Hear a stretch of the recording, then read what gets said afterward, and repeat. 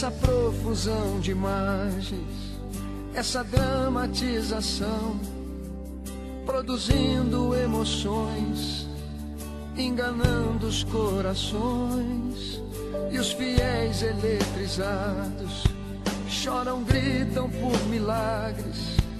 Isso é só religião, é uma triste encenação.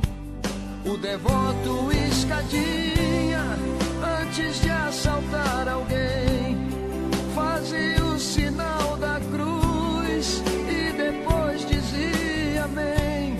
Se agarrava ao escapulário, devoção ao santo forte, pra tentar fechar o corpo e se proteger da morte.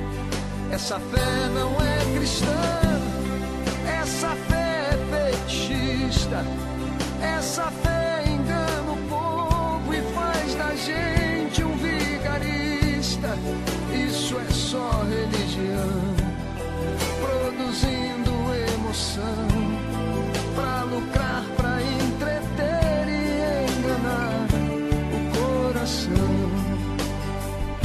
A fé é diferente, é muito mais inteligente. A fé vai muito além da emoção que a gente sente. A fé é simplesmente ler a Bíblia e praticar. É plantar para colher, é a certeza de vencer.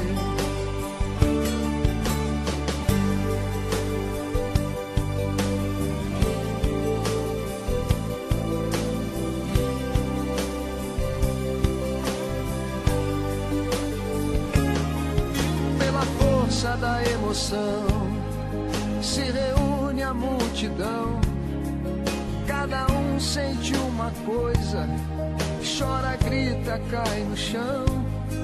Se Jesus estivesse aqui, ele diria à multidão: convertei-vos de verdade, reparti o vosso pão, façam justiça ao oprimido, tenham fé e tenham paz, e cada um negue a si mesmo e não olhe para trás.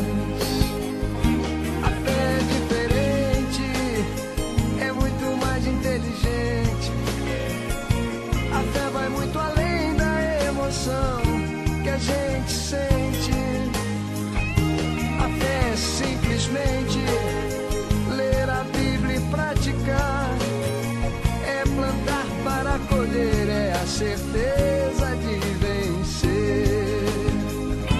A fé é diferente, é muito mais inteligente. A fé vai muito além da emoção que a gente sente. A fé é simplesmente ler a Bíblia e praticar. É plantar para colher, é a certeza